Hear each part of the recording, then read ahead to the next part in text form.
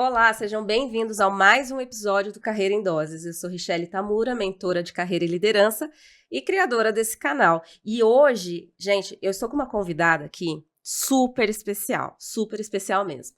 Ela é uma convidada, assim, que eu vou dizer uma coisa que eu não disse ainda para ela, mas eu acredito que eu estou de frente com uma pessoa que vai estar nos livros de história daqui a algum tempo. Eu estou de frente com uma pessoa que está fazendo a diferença, de fato, no mercado de trabalho, no meio corporativo, no futuro do trabalho. São poucas as pessoas da nossa geração que estão deixando um legado tão grande quanto o dela. Então, é uma pessoa que tem toda a minha admiração e que, inclusive, ela dá entrevista para o Fantástico, para a CNN e para o Carreira em Doses também, claro. Renata Rivetti, muito prazer de você estar aqui comigo hoje. Eu que agradeço. Agradeço demais. Ela é fundadora da Reconnect Happiness at Work. Ela vai falar um pouco mais sobre isso. Tem diversas formações em Harvard, etc. Maravilhosa. E a gente vai conversar bastante hoje sobre a sua trajetória profissional e também sobre a felicidade no trabalho, que é esse lema tão lindo de vida, né, que você traz e que impacta tanta gente, né? Então, eu queria começar perguntando para você um pouquinho sobre essa sua trajetória profissional. Bom, primeiro agradecer, é uma honra estar aqui conversando e trocando com você e também essa apresentação que eu não esperava, assim, fico feliz, né, da gente poder deixar nosso pedacinho em cada um que a gente cruza e as trocas que a gente tem. E contando um pouco da minha história profissional, acho que sempre veio por um lugar muito de idealismo mesmo. Então, quando eu penso, né, na minha carreira, eu sempre pensei, quero transformar o mundo, quero fazer algo relevante, quero que a gente consiga, de fato, impactar pessoas, né, o mundo de alguma forma. Mas me formei, tinha que me sustentar, eu fui correndo, assim, buscar algo que fizesse sentido e entrei numa grande empresa na área de marketing. Por um tempo, né, fui buscando esse transformar o mundo em paralelo na minha vida, sendo voluntária, né, fazendo outras coisas, e dentro da minha carreira construindo algo que eu fizesse impactar as pessoas, que eu deixasse, né, um ambiente positivo, e sempre acreditei bastante que o trabalho é muito importante na nossa vida. E por isso, assim, no final, trabalhei muito tempo na área de marketing, senti a realização, mas aos poucos fui começando a buscar outras coisas, outros caminhos para fazer a minha carreira. Muito bem. E como que surgiu esse tema, felicidade corporativa? Em que momento que você tem o primeiro contato com esse tema? Acho que o primeiro foi a felicidade, talvez, né, numa busca muito pessoal, assim, buscar mais algo científico em relação ao que é a felicidade, o que é o bem-estar, como é que a gente constrói isso na nossa vida, se todo mundo quer ser feliz, o que a gente está fazendo, né, porque a gente está tão infeliz quando a gente olha ao redor. Então, acho que começou muito como uma busca de autoconhecimento, né, de melhorar a minha vida. E aos poucos fui estudando, então, eu descobri a psicologia positiva, descobri que existia caminhos para essa construção, fui estudar o lugar da liderança dentro da empresa, né, e como que ela impacta na felicidade das pessoas. E aos poucos, em 2020, que de fato aí eu fiz uma transição mesmo. Então, eu saí do que eu estava fazendo na época, que já era um trabalho mais individual também, para olhar para pessoas, para essa construção talvez de caminhos de carreira, e em 2020 eu começo mais como palestrante, levar para liderança, para grandes empresas, e aí de fato a Reconnect se torna uma empresa especialista no tema da felicidade corporativa. Certo, mas aí em 2020, quando você começa a fazer isso, você já tinha saído do meio corporativo, você já tinha feito essa transição? Já tinha. Eu acho que desde 2012 eu começo a pensar em outras coisas, a buscar um plano B na carreira, assim, sempre uma busca, né, por um propósito. E aí em 2017, de fato, eu saio mais do mercado corporativo. Eu até vou trabalhar em coisas mais da minha família, pessoais, assim. Começo a fazer eventos e aí começo em paralelo uma parte mais de consultoria para pessoas, uma mentoria de carreira. E aí eu comecei a perceber, nossa, essa mensagem ela precisa chegar em públicos maiores. E aí depois chega o Covid, né? Você fala assim, nossa, o nosso trabalho 1-a-1 agora ele é super relevante, mas talvez eu não sou psicóloga, né? Então talvez eu acho que nesse momento as pessoas precisam até de uma ajuda mais profissional nesse sentido, psicólogos, psiquiatras, e eu percebo que a mensagem que eu tinha eu poderia levar para grupos. E começo a conversar com empresas, né? Sobre o bem-estar nas empresas, sobre uma cultura de felicidade, sobre saúde mental na visão, né, do que o líder pode impactar ou não, e aí a gente de repente vira a chave para de fato levar isso para grupos maiores.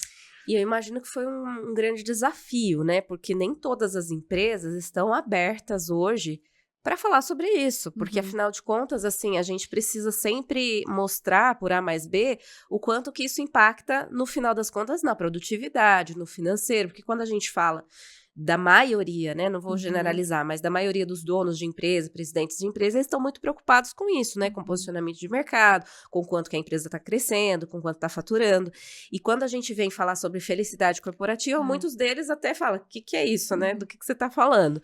E aí, nesse sentido, que eu queria te perguntar, assim, quais foram os maiores desafios que você teve nessa transição para se inserir nesse mercado? Eu acho que o primeiro desafio foi, de fato, de mentalidade, né? Acho que no Brasil a gente ainda tem uma cultura que valoriza muito o lugar do trabalho duro, do sofrimento, né? Trabalho é vinculado muito a um sofrimento. E a gente pensa muito que esse sofrimento traz resultados. Então, as pessoas pensam, estou perdendo resultados, vamos trabalhar mais. É sempre nesse contexto, né? Então, acho que o primeiro desafio foi começar a mostrar que o que a gente estava falando, primeiro, tinha um estudo sério por trás, né? A gente vê aí as universidades americanas falando do tema da felicidade de forma geral já há algumas décadas, Harvard, né, Berkeley, Yale, enfim. Então, trazer esse embasamento teórico-científico eu acho que é super importante.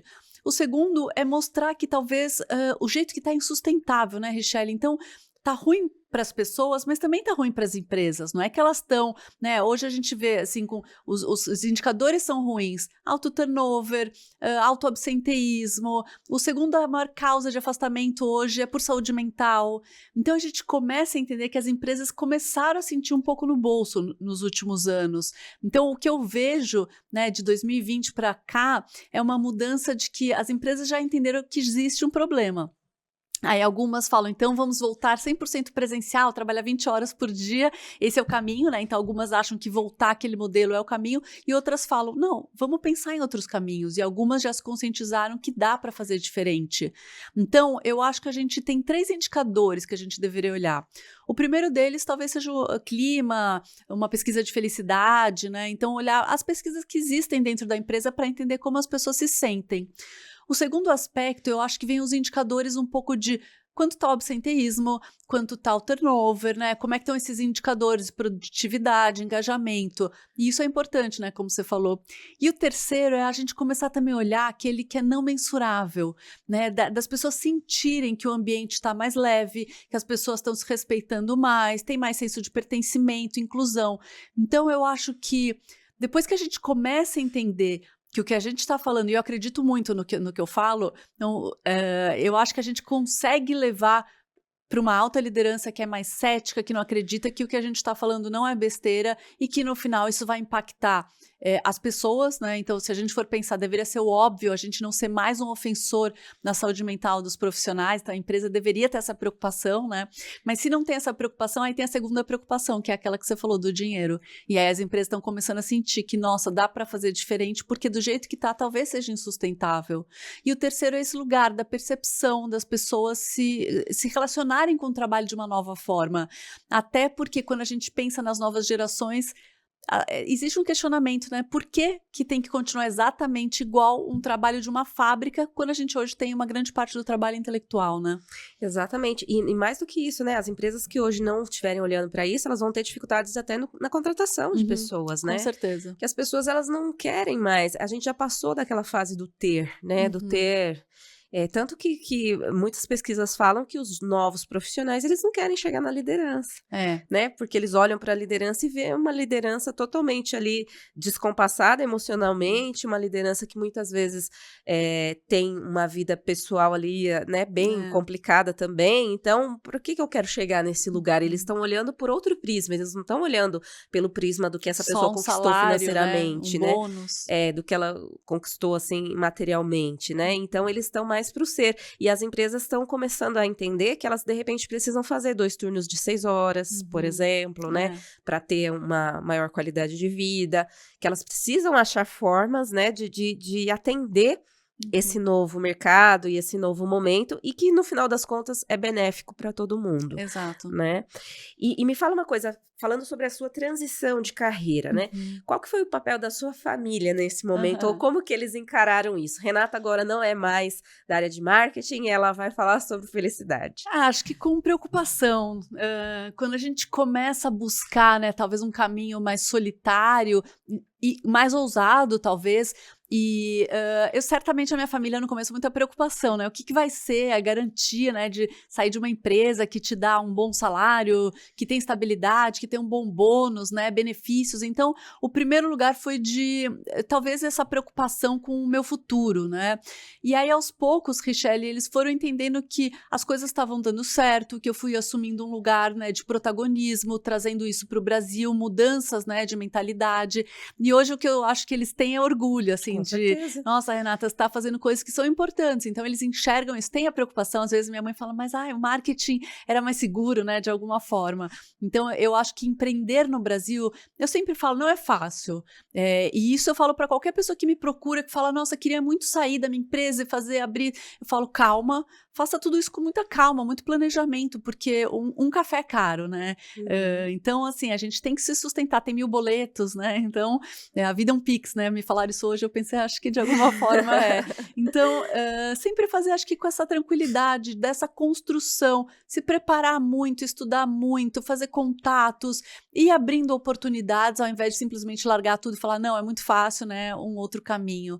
Então, acho que o que a minha família me trouxe foi esse olhar, uma busca por segurança. Minha família sempre fala, né, disso, de uma segurança, de se preocupar com o futuro, e eu acho que eu fui estruturando isso para ter clareza do caminho que eu queria seguir, e sempre tive muita convicção. Então, eu acredito tanto que eu acho que esse lugar é o que me leva sempre adiante. Perfeito, é o que eu sempre falo para os meus mentorados também, né? Que quando você tem uma forte convicção, quando você já calculou, né? Você já calculou os riscos e os benefícios, você mesmo já pensou sobre a sua transição, já buscou ajuda profissional, seja lá o que for, e você tem certeza daquilo, não é qualquer opinião alheia que vai te fazer mudar de posição. Mas o contrário também é verdadeiro, porque quando você não está bem certo do que você quer, qualquer pessoa que venha e te dá uma opinião diferente te balança e te tira do foco. Verdade. Né? E às vezes as pessoas, elas fazem isso não por maldade, mas às vezes é do tipo assim, para evitar uma frustração futura, deixa eu te frustrar agora falando que não vai dar certo. Já vou te preparar, né? Já vou te frustrar agora falando desiste, né? Então, às vezes a família tem muito disso, né? Eu vejo muito isso nas transições de carreira. Às vezes a pessoa quer mudar, o outro fala assim, meu Deus, mas e agora, né? Até por preocupação, enfim. Claro. Só que nada abala um resultado, né? Nada vai contra o resultado. Então, quando você começa a ter resultado, é mais fácil você ter apoiadores também da causa, né? Com certeza. Porque aí as pessoas estão vendo que realmente aquilo não era tão loucura assim, né? Sim. Que aquilo realmente fazia sentido. Muito bem, muito bacana. E aí eu quero conversar com você agora sobre a semana de 4 dias, né? Como que aconteceu essa parceria entre a Reconnect e a 4 Day Week, não é? 4 Day Week Global. Isso, 4 Day Week Global. Eu acho que nessa busca de construir culturas mais saudáveis, de bem-estar, eu vim acompanhando esse movimento ao redor do mundo, né? Então, pilotos da semana de 4 dias. Fiquei muito curiosa, né, para entender mais. Fui estudar e começar a entender que, no final, a forma com que a gente trabalha ela é a mesma há 100 anos, né, pós-revolução industrial, num modelo que veio de uma fábrica que as pessoas precisavam ficar 8 horas trabalhando para gerar tal resultado, né? Então, numa fábrica, obviamente, hora homem, né, gera resultado, aquele resultado esperado. Quando a gente começa hoje um trabalho intelectual, e grande parte, né, do trabalho intelectual, quando a gente vê a inteligência artificial crescendo, a tecnologia, e a gente está trabalhando exatamente da mesma forma, comecei a pensar, né, será que o futuro do trabalho, que mudanças que a gente vai construir para o futuro do trabalho? Porque hoje, certamente, a gente vive uma sobrecarga. Né? Não tem ninguém que eu converse que fale, não tenho reunião o dia inteiro, né? Não estou cansado. As pessoas estão cansadas, estão sobrecarregadas. Então, fui conversar com a 4 Day Week Global para entender como é que era esse piloto, se eles iam trazer isso para o Brasil, se eu podia aprender mais, se eu podia advogar pela causa, né? Que eu acreditava muito. E aí eles gostaram da Reconnect, falaram, não, acho que a gente não tem nada planejado para a América do Sul, mas gostamos da tua empresa, do teu perfil, vamos abrir, né, o primeiro piloto da América do Sul. E aí a gente trouxe em 2023 o primeiro piloto para o Brasil da semana de 4 dias. Super importante falar que esse é um projeto não só de redução de horas, ele é um projeto de produtividade consciente, né? Então, como é que a gente aprende a trabalhar melhor? O modelo, ele é um modelo que é chamado de 100-80-100, da gente trabalhar mantendo 100% dos salários, trabalhando 80% do tempo e mantendo 100% dos resultados. Não é um projeto de, faz o quintou, né? E não entrega o que tem que entregar. E com isso, a gente lançou no Brasil 20 empresas inscritas. Passamos por meses de planejamento, né? Então, essa é a metodologia da For The Week Global, de planejar, de falar sobre ferramentas, de falar sobre tecnologia, sobre o redesenho da semana, para que a gente possa, de fato, implantar. E aí, esse ano implantamos a semana de 4 dias nessas 20 empresas e acabamos o piloto agora, né? Então, com excelentes resultados. Então, eu acho que essa aproximação foi muito natural, de eu acreditar que se a gente quer construir culturas de bem-estar que sejam aliadas aos negócios, a gente tem que mudar a forma de trabalhar, né? Eu acho que talvez não precise do dia para a noite algo tão disruptivo, mas a gente tem que começar a discutir novos caminhos. E o que eu acho legal da For The Week Global é justamente essa possibilidade das empresas testarem, entender o que funciona, o que não funciona e começarem a pensar em novos caminhos mais flexíveis, mais humanos, mais empáticos e que também são mais produtivos, né, Richelle? E dessas 20 empresas, terminado, né, o projeto piloto, elas seguem com os 4 dias ou algumas quiseram retornar? Como é que foi esse resultado? A gente teve uma empresa que saiu porque é um comércio em Porto Alegre e eles ficaram alagados, né? Então saíram assim para sobreviver na vida, né? Mas as outras 19 empresas estão ainda fazendo a semana de 4 dias e algumas fizeram adaptações, né? Então, por exemplo, um escritório de contabilidade falou: eu não consigo fazer 4 semanas, mas eu vou fazer 3, porque tem uma semana que é fechamento do mês, a gente precisa trabalhar mais. E tá tudo bem, né? Então, as pessoas preferem ter 3 sextas livres do que nenhuma, exato. 75%. Exatamente isso. Outras falaram, olha, a gente, para de fato ter todas as sextas, a gente vai fazer implantações, então estão ainda implantando inteligência artificial, fazendo algumas mudanças em processo para, de fato, fazer as 4 sextas, né, de fato, livres. Outras empresas fizeram escalas, então elas não fecham nenhum dia da semana, mas uma parte do time tira sexta, outra tira segunda, enfim. Mas das 19 empresas, as 19 estão mantendo, com adaptações, o que eu acho excelente, porque no final ele é um projeto de flexibilidade. O escritório de direito não vai ser igual a de contabilidade, igual ao publicitário. Tem picos diferentes de trabalho. Então, cada empresa adaptar esse projeto para sua própria realidade é o melhor caminho, eu acho. Perfeito, porque não existe uma solução única para tudo, né? Não tem a fórmula mágica. Cada um vai ter que se adaptar mesmo. E aí, eu emendo com essa pergunta justamente, né? Você acha que é possível implementar de alguma forma, né, a semana de 4 dias para todos os segmentos? Certamente o trabalho intelectual é muito mais fácil, porque a gente fala muito sobre essa improdutividade diária, né? Hoje a gente olha das 8 horas trabalhadas, a gente produz menos do que 3 horas. Então, hoje, existe um excesso de distração e de improdutividade. Então, quando você pensa num trabalho intelectual, é muito mais fácil reduzir essa improdutividade. Quando a gente fala, por exemplo, de um hospital, de uma fábrica, que tem aí um trabalho que muitas vezes não dá para parar, o que a gente percebe é, por exemplo, num hospital, a gente tinha um hospital com a gente, né, nesse projeto, eles começaram pelo administrativo e pretendem levar para o assistencial. Para o assistencial, talvez eles tenham que contratar mais pessoas, porque, de fato, eles vão reduzir o turno, né, dos enfermeiros, então precisa ter mais enfermeiro. O que eles estavam tentando entender é o quanto que isso reduz no absenteísmo, o quanto isso reduz no turnover, e o quanto isso reduz no afastamento, que compense, talvez, esse investimento em pessoas para gerar mais produtividade por pessoa, né? Então, são discussões que as empresas têm que ter. Para o trabalho intelectual, eu te digo, acho que funciona para todo mundo, com adaptações, né? Talvez a contabilidade, de fato, tenha uma semana que não consiga, talvez um escritório de advocacia tenha um momento que tem um tribunal que não vai poder. Então, eu acho que essas adaptações são possíveis. Numa fábrica, num trabalho, assim, de saúde, é possível, mas precisa de um olhar mais atento, né, para o que pode acontecer. Tá. E para as empresas que, de repente, entendem que não teria a possibilidade, né, de implementar de uma vez a semana de 4 dias, você sugere alguma coisa para elas iniciarem, né? Assim, qual seria o pontapé inicial para começar a olhar para a felicidade corporativa? Eu acho que a gente hoje, eu falo sempre de 3 problemas e 3 soluções também, né. A primeira delas é, de fato, a gente reduzir essa sobrecarga. Não precisa então de uma semana de 4 dias, mas como é que eu reduzo hoje essa sobrecarga e esse excesso que a gente vive, excesso de informação, de reunião. A gente recebe mais de 100.000 palavras por dia, né, a gente vive uma sobrecarga, diária. Então como é que as empresas podem olhar, por exemplo, pegando um time tracker, né, Clockify, e entendendo para onde está indo o meu tempo? Porque eu acho que eu sou super sobrecarregado porque eu sou produtivo, mas será que eu sou produtivo ou ocupado? Tenho falado bastante sobre a pseudoprodutividade. Então, acho que o primeiro aspecto é isso, as pessoas terem essa autopercepção dessa sobrecarga e como reduzi-la, revendo as reuniões, a comunicação, priorizando atividades, não fazendo tudo, né? Então, acho que esse é o primeiro ponto.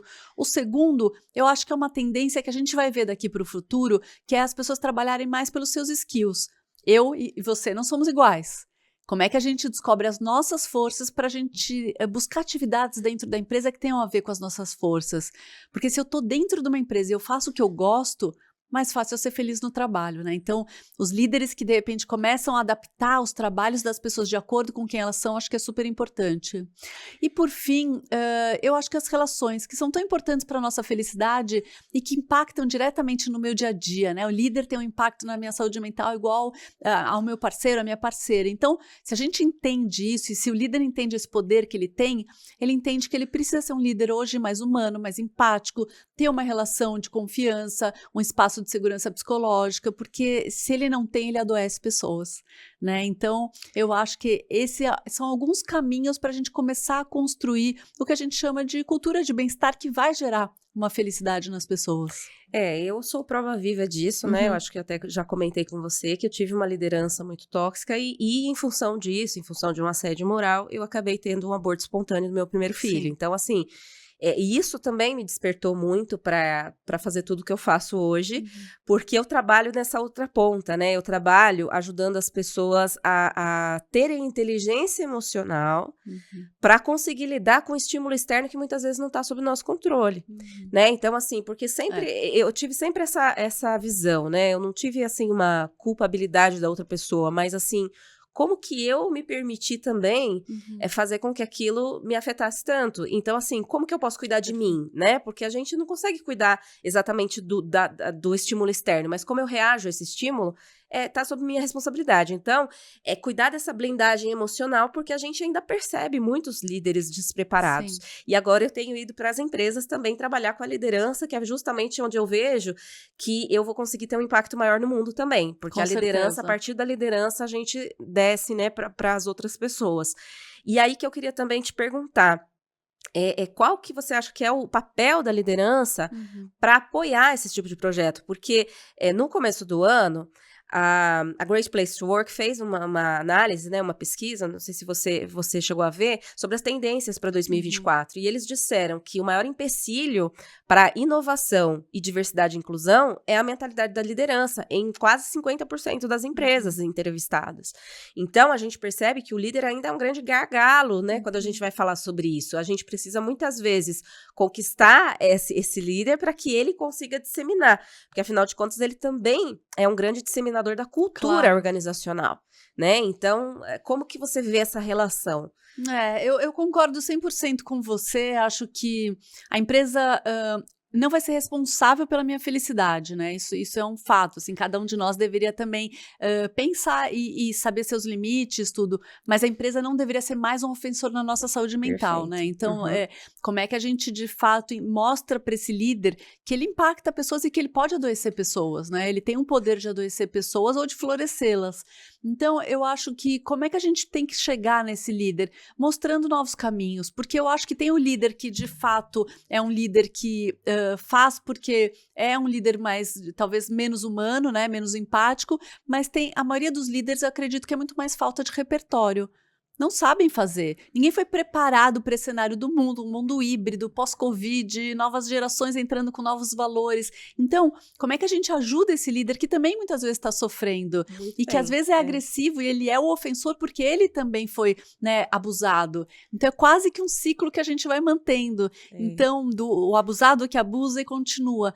Então, eu acho que o nosso papel, né, quando a gente chega nessa liderança é mostrar novos caminhos, de que, olha, dá para ser bom para todo mundo, dá para ter um time que te respeita, sem microgerenciamento, sem comando e controle, num lugar muito mais inspirador, né? Um líder que abre espaço, abre portas. E eu acho que a gente tem que mostrar, talvez, para essa liderança, de que agora a gente precisa co-criar.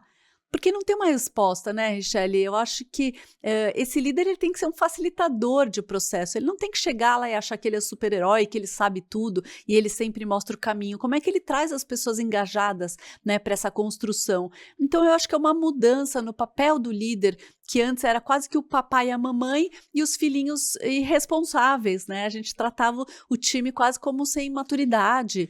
Então, eu acho que está na hora da gente inverter um pouco isso e trabalhar a favor, todo mundo junto. Então, quando a gente fala dessa construção de cultura mais de bem-estar, esse líder entendendo que quando as pessoas gostam do que elas fazem, quando elas têm boas relações, elas vão trabalhar melhor, e parece quase que óbvio, né?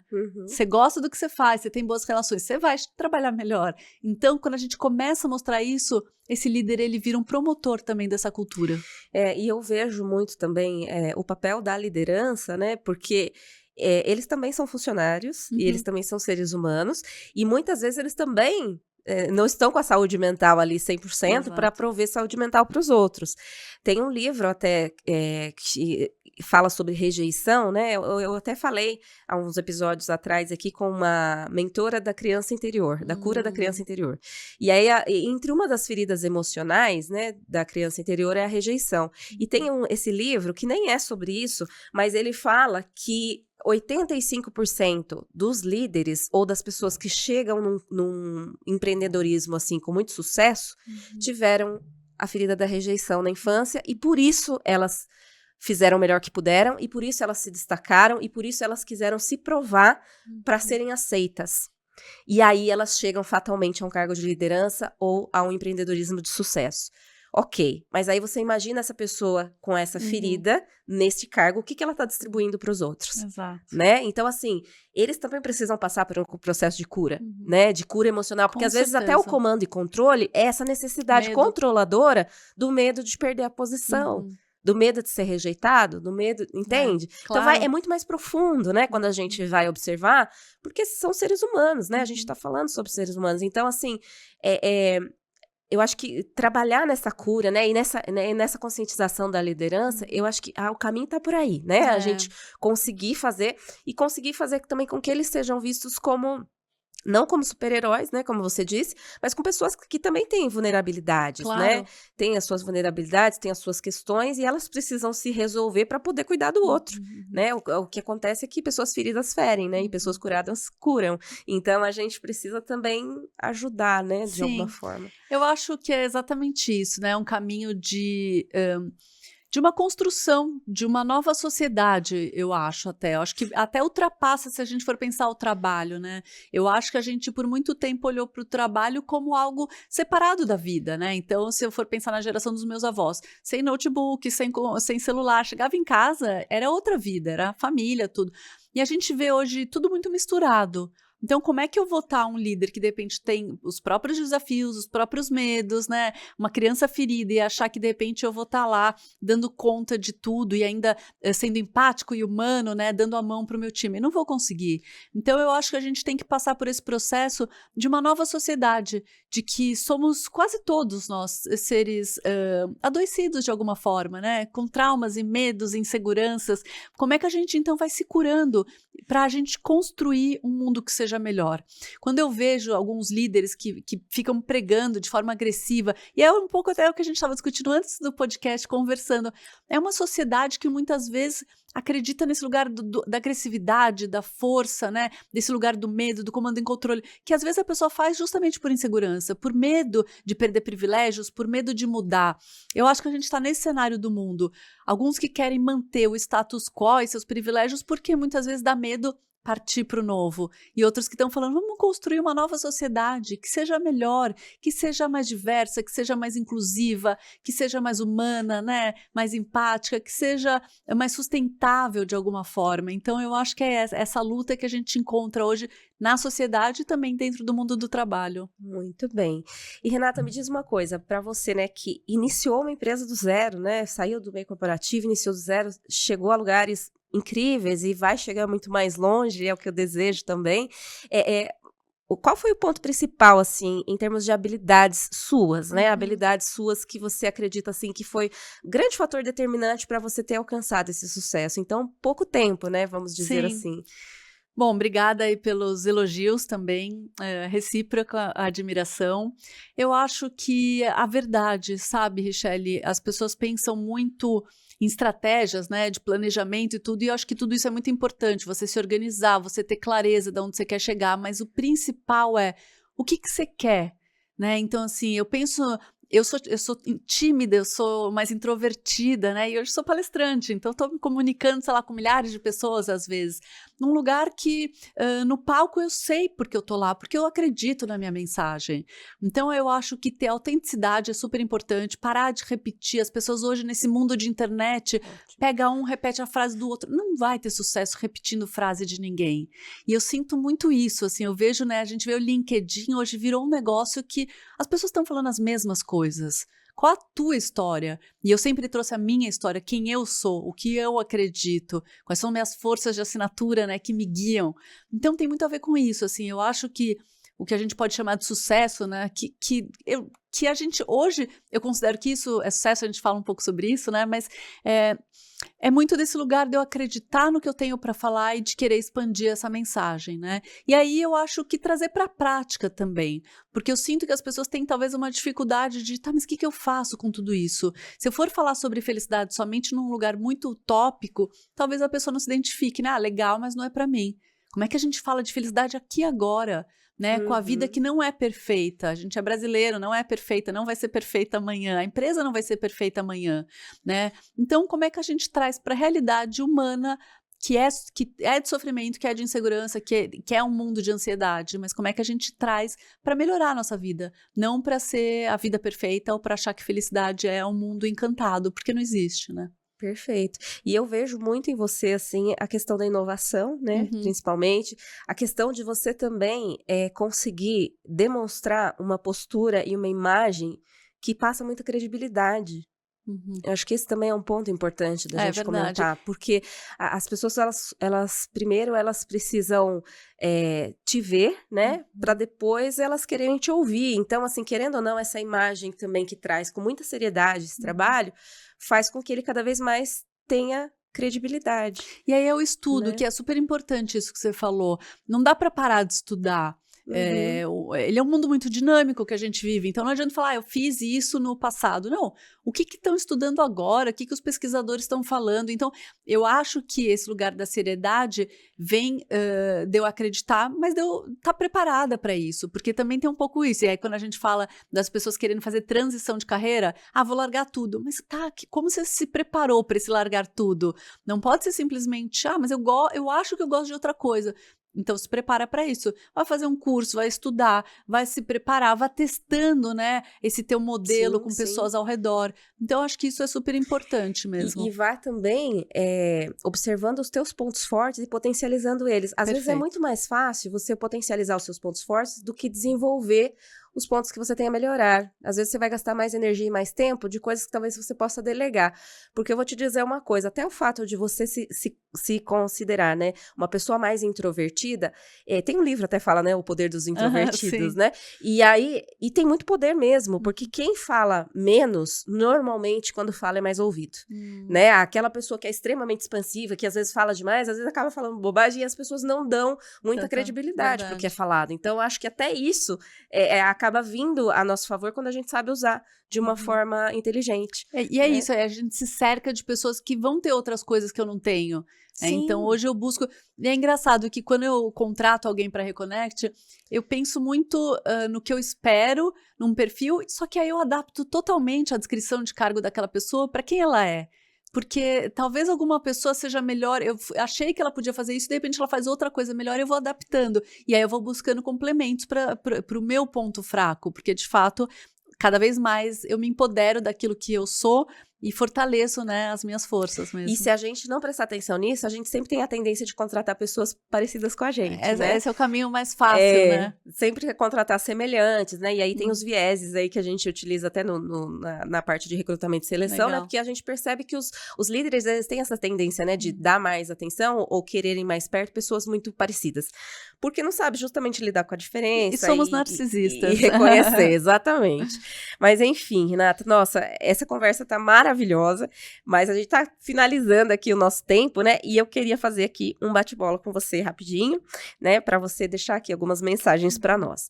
Um livro que você poderia nos indicar aí, né? Ou algo que você leu e que realmente mudou a sua vida, ou algo relacionado à felicidade, ou se quiser fazer os dois também. Eu acho que Em Busca de Sentido, do Viktor Frankl, que fala, né, sobre essa busca de uma vida com um propósito, com um significado. Eu acho que essa sempre foi algo que me motivou, assim, né? O que eu tô fazendo aqui? Sempre fui muito inquieta em relação a isso. Então, eu acho que buscar... E aí, também não ficar com esse mito de que propósito, né? A vida com sentido tem que ser algo muito grandioso. Pode ser eu ser uma pessoa melhor na sociedade, mas o que eu tô fazendo aqui agora e não sonhando, né, no Instagram de fazer um mundo melhor?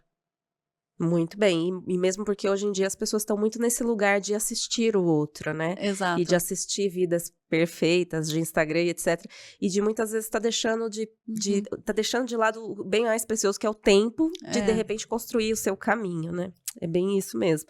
Um mentor ou alguém que te inspira muito na sua trajetória? Acho que mulheres poderosas me inspiram. Você vê uma trajetória de uma Oprah, né, a maior comunicadora do mundo, assim, uma mulher que passou por tantos desafios na vida e que está lá e está levando uma mensagem e que abre o seu poder para influenciar pessoas. Então, para mim é um exemplo, assim. Muito bem. E uma frase ou lema de vida que você tem? Você tem alguma que você gosta? Eu gosto de uma neurocientista, Vivienne Ming, que fala: não espere pelo futuro, construa você mesmo. Então, acho que é um pouco o que me guia. Maravilhoso. E um sonho que você ainda tem para realizar? Eu acho que a gente nunca deixa de sonhar, né? Eu acho que a gente vai... Hoje eu sonho cada vez impactar mais, a gente poder ter discussões mais sérias, que não seja só o dinheiro também que guia as empresas, né, para a felicidade corporativa, para discutir uma semana de 4 dias, que a gente construa um mundo melhor, assim. Hoje eu olho ao redor e eu acho que a gente ainda tem essa consciência muito guiada, né, pelo ter que você falou, por mais que esteja numa transição. Então, eu acredito, meu sonho é ver um mundo que seja mais justo, mais humano. Perfeito, Renata. E um conselho para quem está iniciando nessa jornada. Aliás, depois eu quero que você fale também sobre os cursos da Reconnect, que inclusive eu fiz, né? Legal. O curso de felicidade corporativa, né? A certificação, que você fale um pouquinho sobre isso. Mas quem quer começar nessa jornada, o que você diria?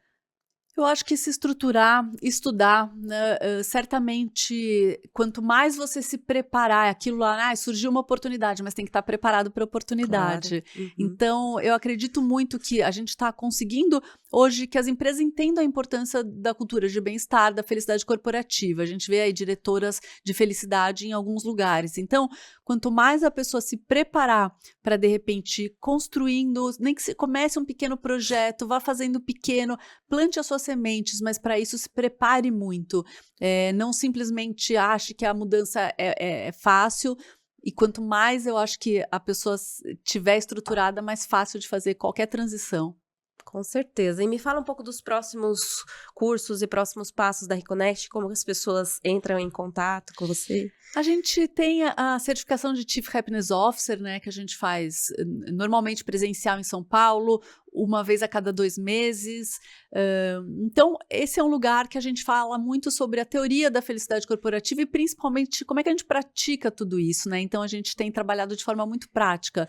Temos agora uma comunidade de CHOs, estamos lançando aí para que vocês possam cada vez mais trocar, aprender, porque eu acho que é isso, a gente quer criar uma comunidade, né? Não pode depender de mim ou de uma pessoa. Como é que a gente se une, todo mundo? Hoje são mais de 500 CHOs, né, da Reconnect. Tem os cursos in company para empresas, então, que de fato querem trabalhar o tema, que podem falar com a gente, né? E eu acho que e a semana de 4 dias, que agora a gente está com o segundo piloto aberto com as inscrições para que a gente possa, 2025, implantar mais empresas, né? A semana de 4 dias. Então, quem quiser, assim, é Renata Rivetti pelo Instagram, pelo LinkedIn.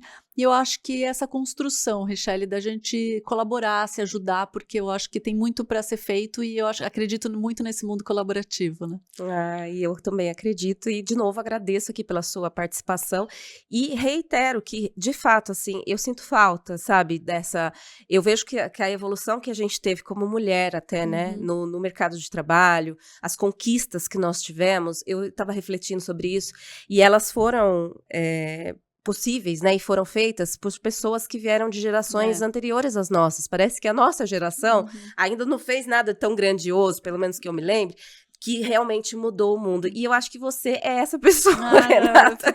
Vamos juntas. Você é essa pessoa que a gente vai ver nos livros de história sendo contadas, que depois da Revolução Industrial veio a Renata falando sobre felicidade corporativa e trazendo um novo futuro para o trabalho, para a saúde mental, para as pessoas. Então, assim, realmente a minha admiração é muito genuína, assim, porque de fato eu vejo que você está fazendo grande diferença no mundo. Bom, fico super emocionada, né? Acho que é isso, é buscar significado na nossa vida e é encontrar pessoas como você, assim, que abrem espaço para a gente cada vez mais trazer esse propósito para a realização. Obrigada, Richelle. Obrigada. Gente, fiquem aqui então, eu vou colocar aqui na legenda do vídeo os contatos da Renata para vocês também falarem com ela. Deixe os comentários, dúvidas, enfim, para que a gente possa conversar mais sobre esse assunto. E se vocês quiserem levar esse tema também para a empresa, a Renata aqui está incrivelmente preparada para isso. Fiquem com Deus e até o próximo episódio. Tchau, tchau.